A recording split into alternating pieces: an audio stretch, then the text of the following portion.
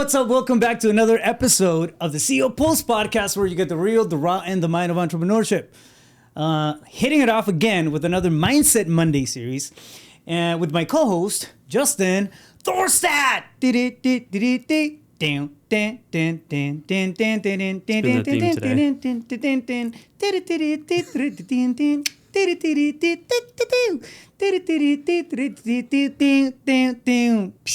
That's the longest one yet, man. We're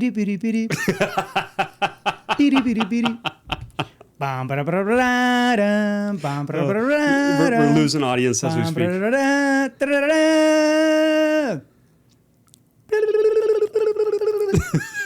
Nailed it. These are all inside things from before hitting record. I don't know, man. I woke up feeling the Mario vibes. In a mood? Yes. That was very transformational for me. Which takes me to our topic of the day, which is the 4 steps to transformation. Okay. Yeah. How are you doing, man? Good to see you. I haven't seen you in a couple of weeks. I know, right? We missed 2 weeks? Yes. Yeah. Yes, I was having withdrawals. I don't like that. I know, me too. Like, it really sets the tone for the week. Yeah. Yeah, absolutely. 100%. So this is actually a really good topic. I mean, it's I think transformation is one of the biggest and toughest things that we can do as human beings, right? Oh, yeah. We get so fixated on growth sometimes that we almost take it as this pragmatic thing that has to be done based on checklists and you know, action here, action there. But transformation, I think, goes a lot deeper. It goes way far, far beyond the regular day-to-day stuff that we kind of improve upon on a regular basis. I mean, you lined up 4 different steps to it. So, yeah. So, well, and before we get into that, something you said about, most people are in a pursuit of growth, right? Yeah. Like, I know for myself, starting personal development, I wanted to grow because it just wasn't like okay on the inside, you know? And what I've come to realize, and, I'm saying this so it could potentially save some people a lot of time and effort and struggle and suffering, is like, you don't go to personal development and read books and do these things so that you can evolve. Yeah. The evolution is to realize that everything is perfect right now, just the way it is. I mean, truly. Like, I was just having this conversation with a client this morning. It's like, if you think about it right now, in this very moment, what's wrong? What's missing? Do you know what I mean? Yeah. Like, if you get into your mind, you think about later today or what happened yesterday or what could happen next month, like, that's a different story. There's I'm always talking gonna be like something. In this moment, right? And so the evolution is to realize that everything's just the way it's supposed to be right now. So. Yeah. And with that being said, can we improve? Absolutely.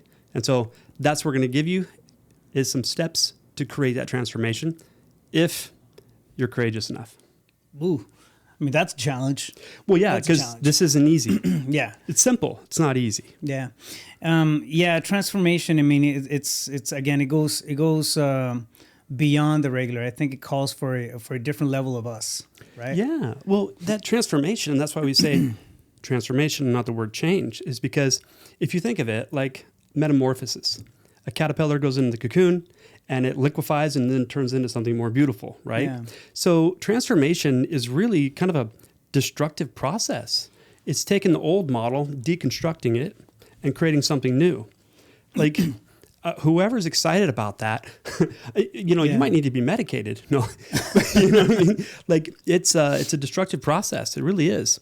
And you may experience some pain in the process before it becomes beautiful. Destruction of the old self, right, and into this brand new version of us that we wanna pursue. It kind of reminds me, right? Eagles turn 40 when they hit right around the age of 40, and they go high up in a cave, and then they just sit there, and they practically start decaying to a point where they die. I mean, not literally, all the way through, but they lose the feathers, lose the beaks, and then like this, they just kind of implode, right? But then there's a rebirth, there's a transformation when they rise back again, and it's like the second, half of the eagle's life where they become better hunters. Now they have experience, they have everything. Yeah. But it's a painful process. right? And I think not just metaphorically. I mean, I think it can be emotionally painful to deal with some of the stuff that's required, especially when you realize that transformation is needed, where you're going down the path of stagnation, or I don't know, habits that are self destructing, and something hits you, right? Something hits you along the way and says, hey, listen, I mean, you got to get your shit together. Like something's got to give.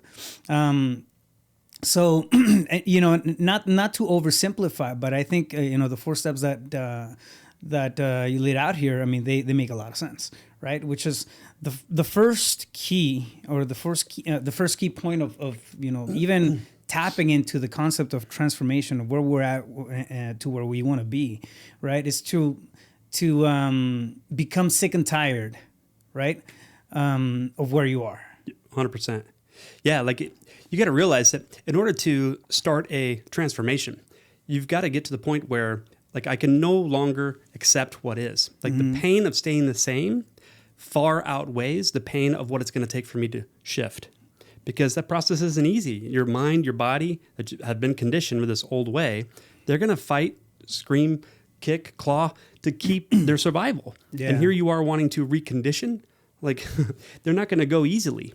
And so it's going to take a lot from you. It's going to require a lot. And therefore, you've got to get some emotional leverage to associate too much pain to stay the same. Well, I mean, we move towards pleasure away from pain, right? It's kind of one of the baseline triggers that we had psychologically. And I think understanding that either life is passing you by, or there's opportunities that you're losing on a regular basis. I mean, you name it, right? It's gonna call for it. That the trigger is going to be big enough for you to want to make a move. I mean, we see it. We see it on the professional side. All the time. I have friends and who are highly successful in their professional life, but their health is out of whack. Yeah. Extremely obese and that sort of thing. And then one day something hits them. Change has to happen. Yeah, like a heart attack. Yeah, exactly. Mm-hmm. So. And I mean, that's just an example to kind of paint the picture, right? But something has to trigger you to want to change. You have to become tired, and it's got to be more painful to stay in that space that you're in, than to put in the work, to actually put in the dedication, actually make the commitment, right, to change. The interesting thing is that it doesn't always happen. I don't feel like we don't have to wait for that thing to happen, right? we can actively or proactively begin to change our construct of things, begin to desire something else, so that it becomes painful. Where we stand if we're not moving towards that goal. We're not aiming to strive to make that change or that achievement, and we start feeling like we're losing daylight, we're losing life just by staying stagnant. That to me didn't used to be painful. Now it is. Yeah. If a day goes by when I feel like I didn't either enjoy myself or enjoy my family or made progress at work, impacted somebody's life, it feels like I'm wasting my life away. Oh yeah. It's painful. Yeah. And the truth matter is, it's not true, but it sure feels like that way, But what you said, it keeps moving me, pushing me forward. Yeah, right? Absolutely. So, I mean, really, there's only 2 motivators, the way I see it, anyways. This is the world according to Justin: either desperation or inspiration. And most people wait until their situation becomes so bad that they have no other choice. They must shift. And, like the heart attack or the stroke, or, the person leaves the relationship, or something catastrophic to you occurs where you go, okay, it's me and I must be different. Triggers. So, but the key is okay, wait a minute. If I wait until that catastrophic event happens in order to transform, and when I do, I realize that I'm capable, then why am I waiting? Yeah. Exactly. For what? For things to get so bad that you have to? Yeah. Now listen, you can invest energy and move away from what you don't want, right? I'm being forced. Or you can direct it moving towards what you do want. So obviously, moving towards what you do want, inspiration, is going to be the highest and best. But yet here people are just kicking back, waiting for things to become so bad that I have no other choice. But again, why wait? You're burning through this precious beautiful thing called life. And you don't know how much more of it you got. Change your context, right? And it's, I feel like when you start looking at the possibilities, it's not that, it's really, bro, if we want to simplify it, it's a matter of dreaming. I mean, we have a life, that we're sitting in right now, right? This is the real world around us. Yeah, and we actually take the gift of dreams and we apply it and mix it in with all the pragmatism that we go through on a daily basis, everything that we go through at work, and I don't know, sprinkle some dreams here and there. Like your ability to want more, I think it's almost organic. And that's where we sleep. I feel like a lot of times, as a society, we're sleeping through the possibility of dreaming, which can trigger all this stuff, right? If your dreams are big enough, or they're exciting enough or enticing enough, like, do you think you really are gonna want to sit stagnant, just sitting there and not going through the same loop every single day? Like, I think part of the problem, painful. though, absolutely. Yeah. Part of the problem, though, is that like everyone's had a dream at some point. Like, look, I do believe that our spirit, soul, whatever you want to call it, is always for like fuller expression and expansion. It always wants more. Yeah. And not in a greedy way, like there's not enough, like lack or scarcity, but simply in a matter of it's limitless, it's boundless, it's energy. And so, of course, it's always multiplying. We always want more. However, at a young age, everyone had a dream, a vision of something that they were going to be when they grow up, something that was pulling them forward. Yeah. And for whatever reason, that got squashed. And they put some dirt on it. And day by day, more and more dirt until it's just buried. And now people are just looking around for something that's pleasureful, stimulus, and instant instantly, gratification. Yeah, so that they can feel better about themselves. And it's like, okay, so you're looking for a dopamine hit, but did you know that you can create that on your own? And that dopamine hit actually propels you forward to go create something beautiful. Yeah. So it's like instant gratification or effort. And I didn't say hustle and grind, I said effort, because it takes effort to sit down and recondition yourself. But all it requires is an image and a feeling. And you combine those two and you practice it and rehearse it. You're reconditioning your state, your mind, your body to behave in a different way that's in alignment with what you truly desire. Well, that's effort. That and also takes courage, right? It takes courage to want more, and be okay sitting down with wanting more. Yeah. I feel like I know it may sound like such a simple thing, or almost maybe a silly thing, but it's principle number 2. You have to be courageous to increase your expectations, right? Yeah. And elevate your minimum standards. 100%. If you want to become a better person, you can't settle for the stuff that you were settling before. Yeah. Like we have to elevate our game. What does that mean? We have to elevate ourselves, our responsibility, our discipline, our care, our love, our commitment, everything, is in that same elevator. Well, 100%, man. And so, a lot of people are like, okay, well, I'm just going to raise my ceiling. And it's like, that's cool. Yes, shoot for more. However, what about the floor? You know what I mean? Like when you raise your minimum standard, your bare minimums of what you're willing to accept from yourself and tolerate from others, like you raise that floor and man, everything rises. What is that?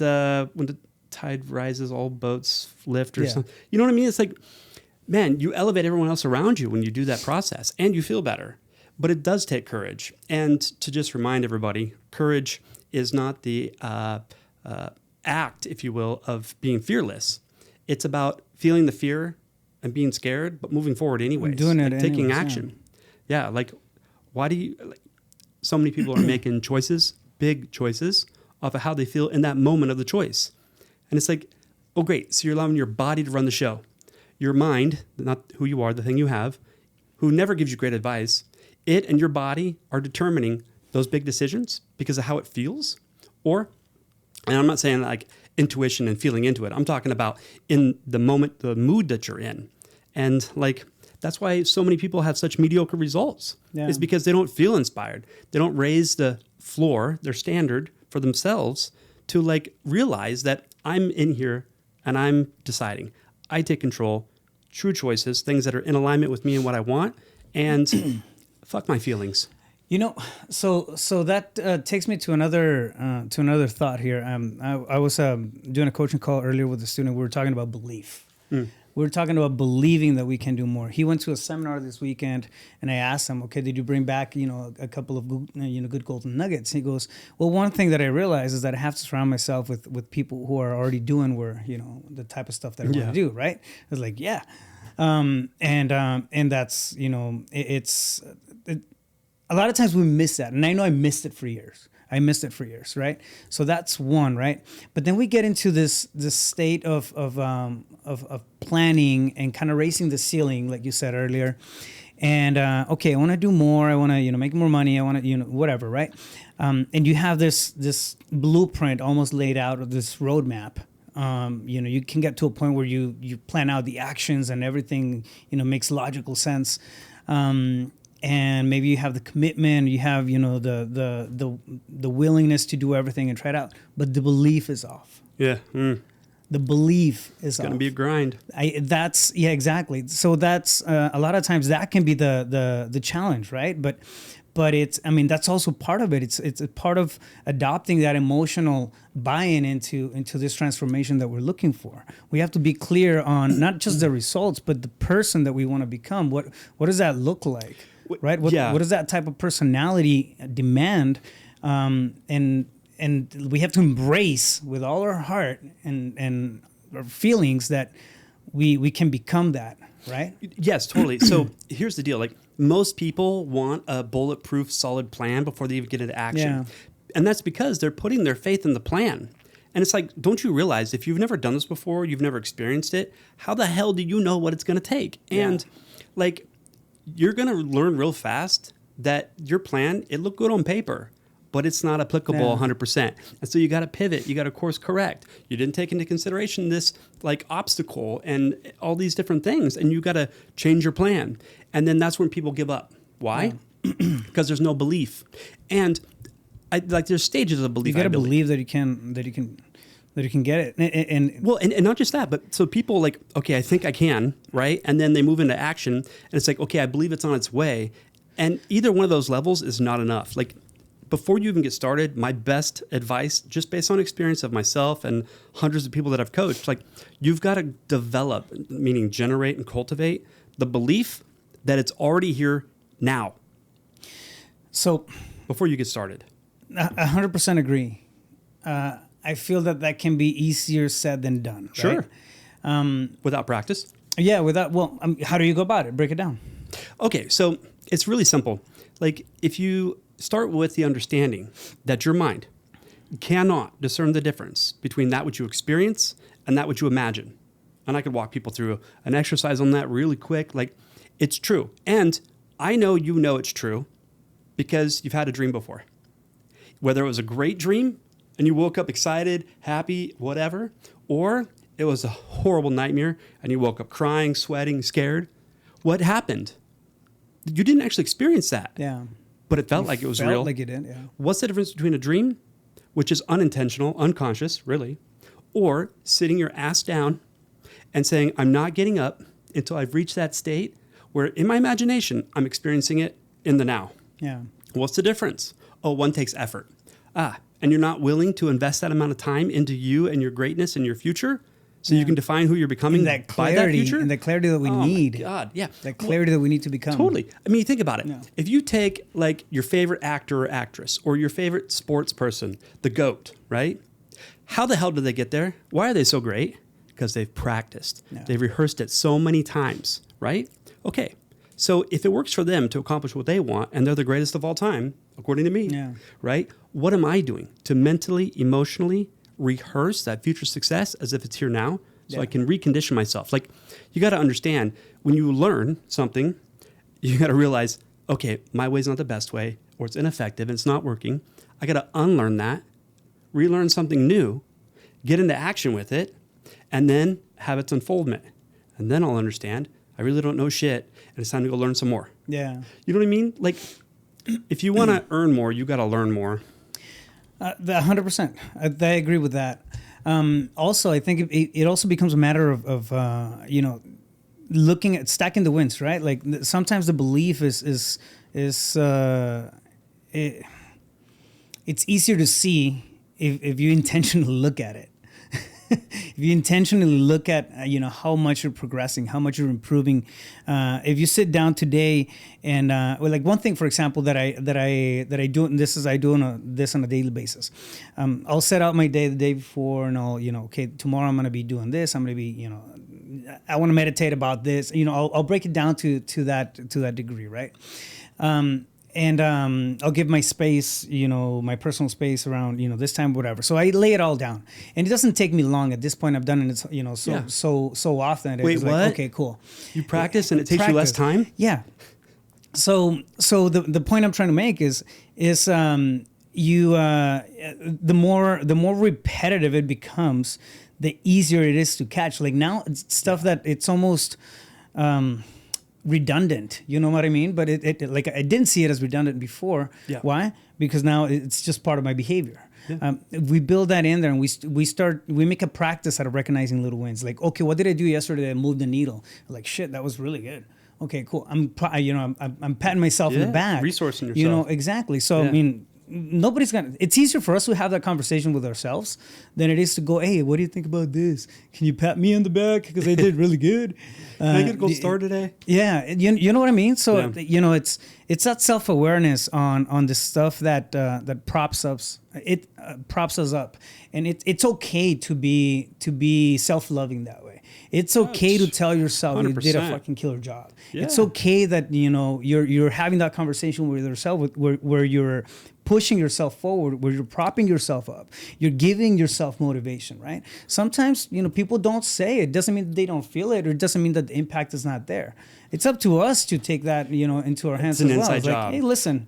And people feel did guilty. I do something good? Yeah, okay, let me realize I did something good. Yeah, I'm going to give myself a hug. Win. I'm going to love myself more for it. Absolutely. Well, and some people say, well, that's conceited or whatever, blah, blah, blah. And it's like, well, wait a minute. Fuck that. I bet you're pretty fucking good at beating the hell out of yourself when you make a mistake. Yeah. So that's acceptable? Yeah. Because what you resist persists, and you're going to create more of it anyways. Okay, so that's acceptable behavior, and you call that effective. But then documenting your wins and where you're doing great it's is unacceptable. Criticism. Like, get the fuck out of here.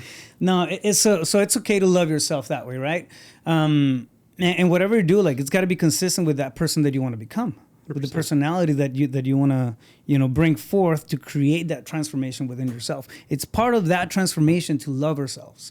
It's part of that transformation to tell ourselves, we are enough, we are good, we have, the what it takes to get to this, from point A to point B. Look, if you're not giving yourself that validation, that means then you're waiting for it externally, and now you're going to be attached to it, and you're going to need that source. And it's like you're going to have a rude awakening because it'll be taken away from you.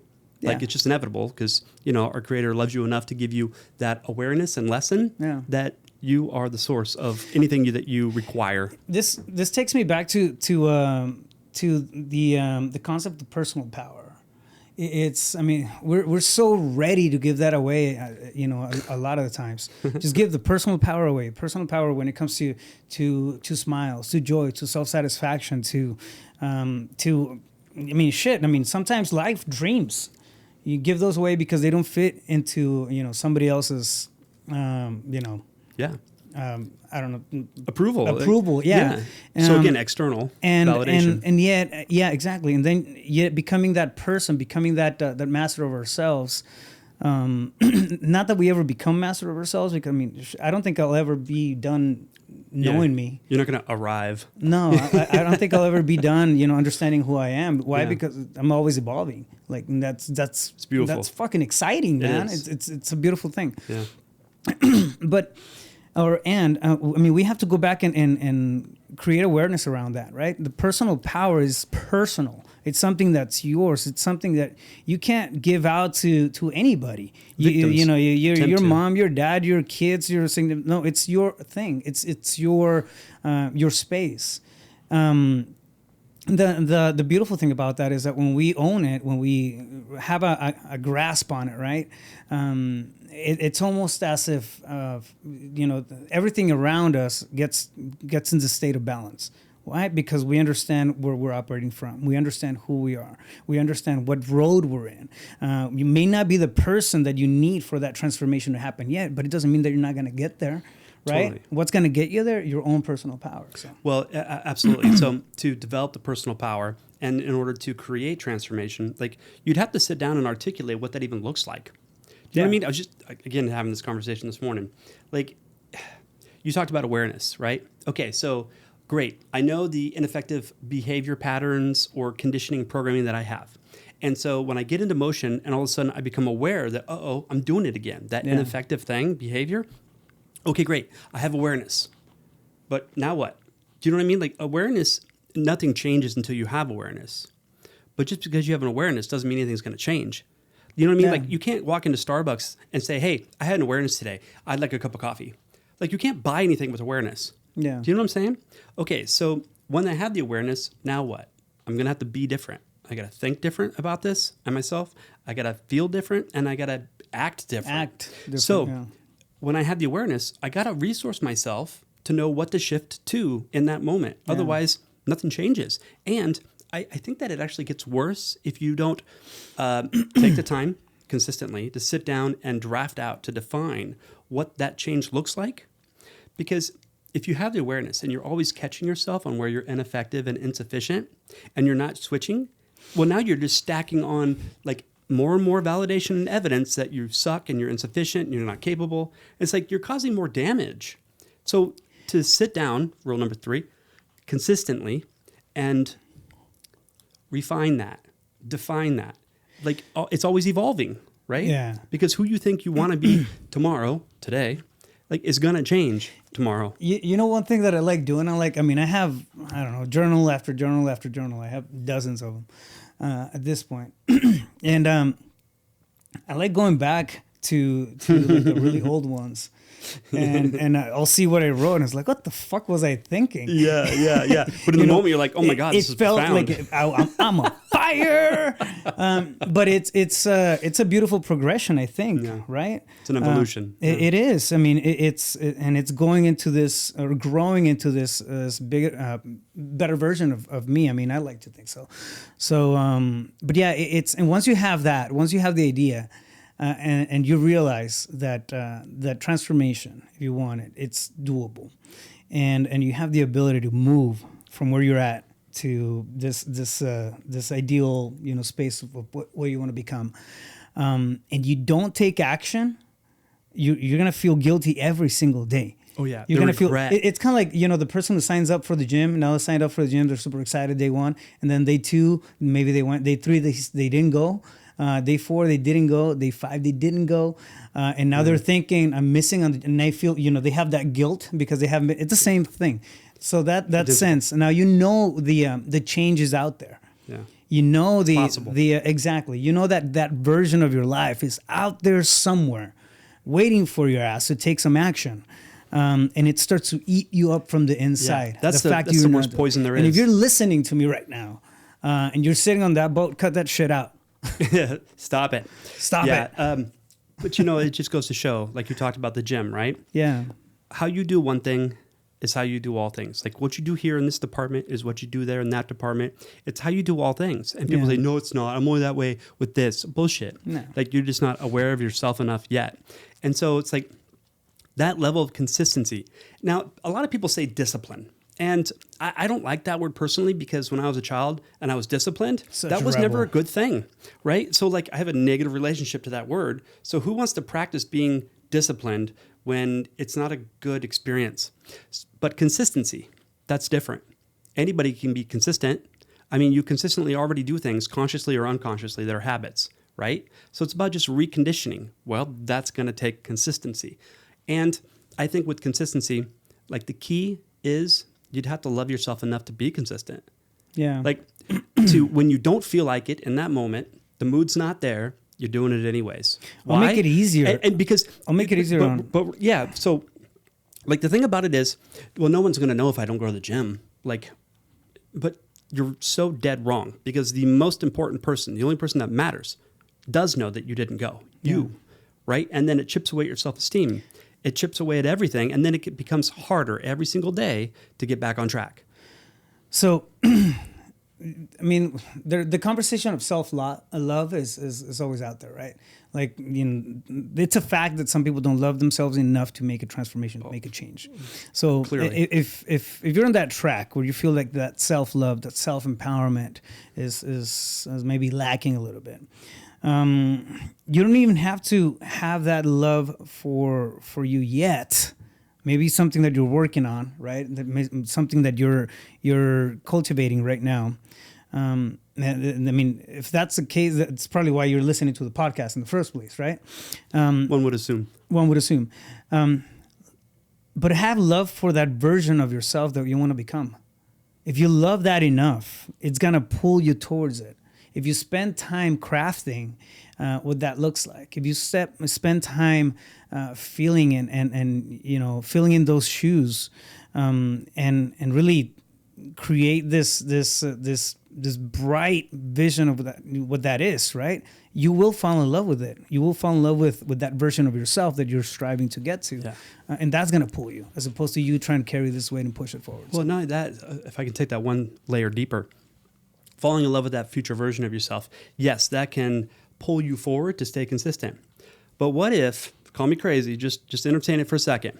What if you loved yourself completely, just the way you are right now?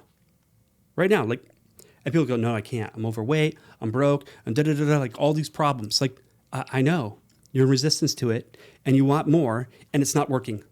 No. Like, if you love yourself just the way you are right now, and then you also love that future version of you, that improved version, well, you could take a look at it like, I don't have to do that because I love me already the way I am. So that way, if I do decide to move forward and improve and evolve, it's only because I can. Yeah. Oh, and now I'm inspired.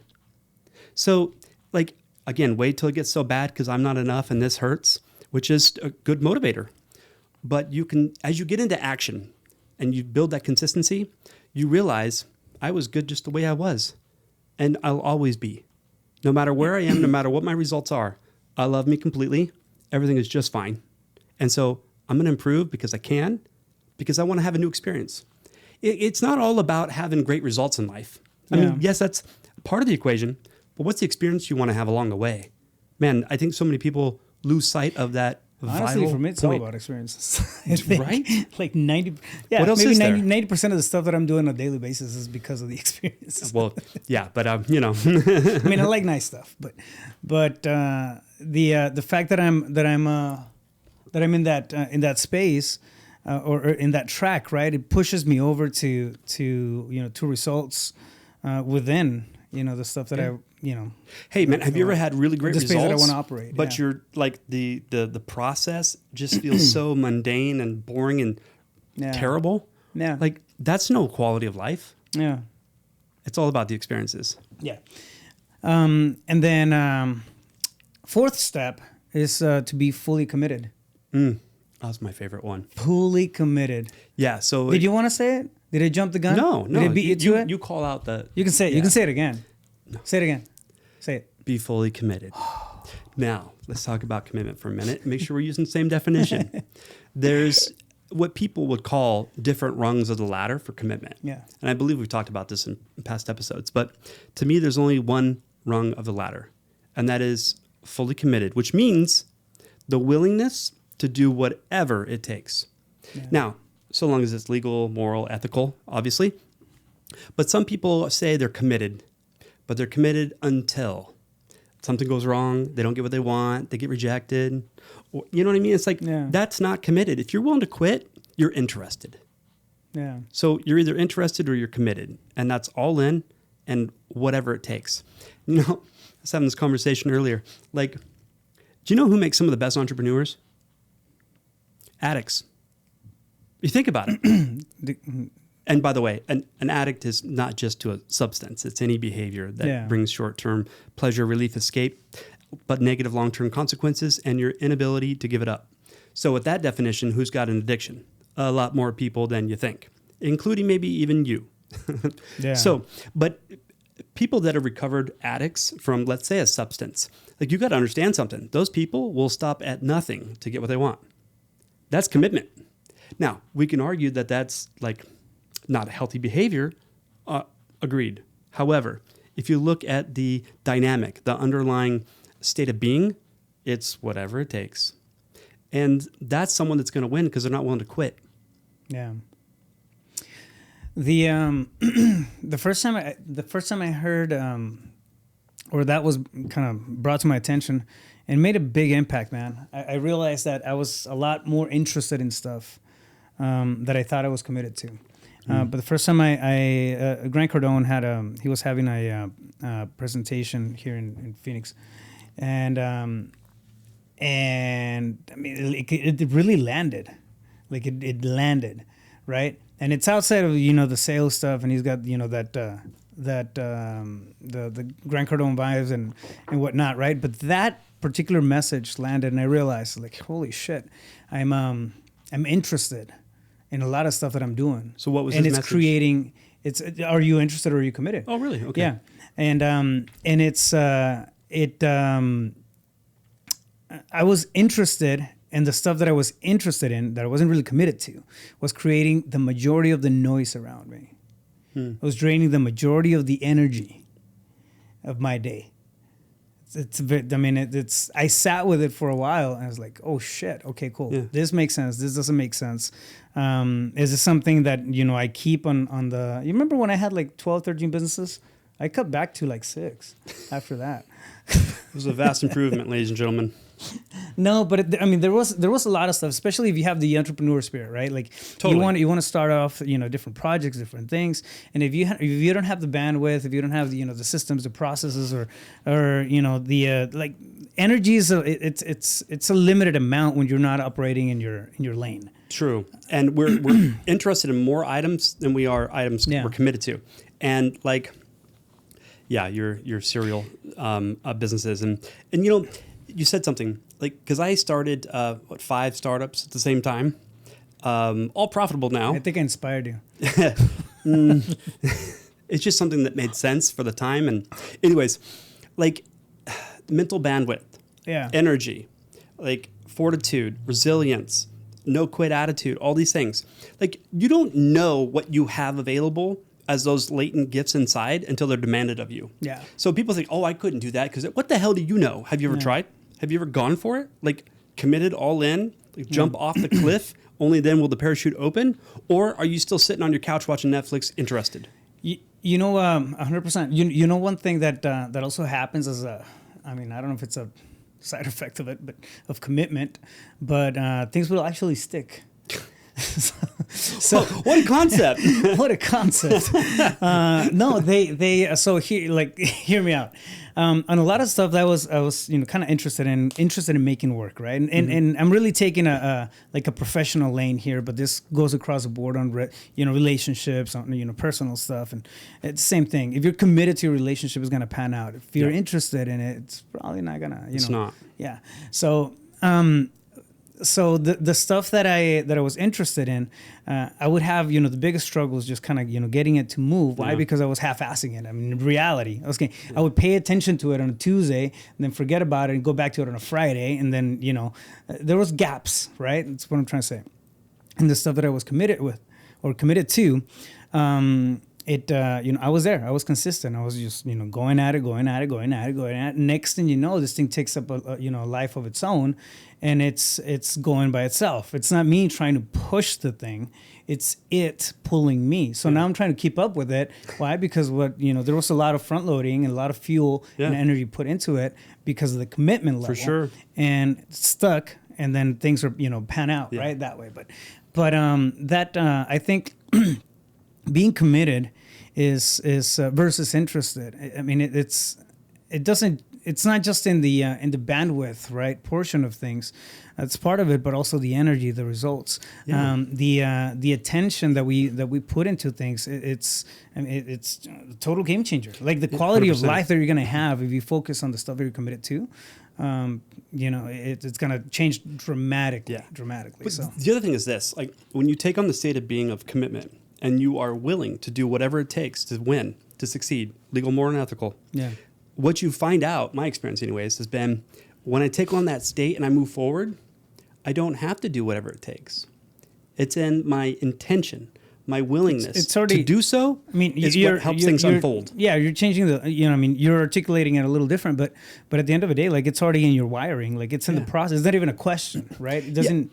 Well, and I'll say this: it's playing. It's already part of the part of the decision made. A lot of people, what we're talking about with commitment, they think, oh God, then I'm going to have to take from my family, take from my health, and take from all these other places to give it in here to be, willing to do whatever it takes. And it's like, no, wrong. Like, might there be some sacrifice at times? Yeah. Sure. But if you're not willing to sacrifice and be out of balance temporarily, counterbalance later, right? If you're not willing to sacrifice for the thing you want, don't worry. Then the thing you want now becomes what you sacrificed. Yeah. You know what I mean? It's like you get to decide. And just because we're saying you got to take on that state of being doesn't mean it's going to be like redlining 100% of the time, all the time.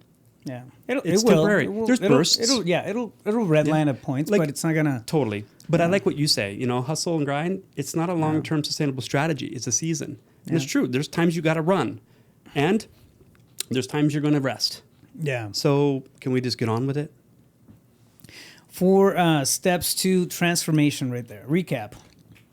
Number 1, you must become sick and tired of where you're at, right? The pain's got to be bigger than the pleasure of staying in that space. That's 1. Number 2, you must be courageous enough to demand a higher, better standard of yourself. And others. And others, and stick to it, right? Real quick. I love this saying on number 2. Like, that which you tolerate, you cannot change. Yeah. What are you tolerating from yourself and what are you tolerating from others? Yeah. Like, time to raise that standard. You get what you tolerate. Yeah. Number 3, you must be consistent with that new persona, with that new personality that you're embracing. Yeah. How you think, how you feel, how you behave. If you're looking for a higher quality of life, you have to become a higher quality of human being. If you're looking for a life of abundance and a place of contribution, you have to be that abundance. You have to be that contribution, right? Servant. Yeah. Then number 4, you must be fully committed. You can't half-ass it. You could be all ass in. Yeah. Yeah. All of it. All of it. Not half of your ass. Yes. Both cheeks. Both cheeks. Bro. Good combo. Got a little weird at the end, but yes. I love it, man. I mean, I think it makes a lot of sense for me. So hopefully everybody else too. Hopefully everybody else. So, Justin, if somebody wants to get a hold of you, where's the best place to catch you? Yeah, justinthorstad.com. Of course, social media. And as always, my cell phone, 602-348-8534. Fire. Awesome. Do us a favor. Make sure that you subscribe, you like, and share if you like the episodes and stuff that we do for you on a regular basis. Put it out there. Help us spread the word, right? If you want to get a hold of me, you can find me on social media at Rafael Cortez CEO. YouTube as well as Rafael Cortez CEO. Shoot me a DM. I'm pretty active there. And I hope you guys like the episode. Two-way street, right? Shoot us your comments. Let us know what you're thinking. If you have any questions, anything that you would like us to hammer out and go on a free combo here. I mean, that's we love doing that kind of stuff, right? Yeah, it's a lot of fun when you guys do that. Two-way street, yeah. So with that in mind, we'll catch you guys on the next one. Stay focused. You got this. Let's go.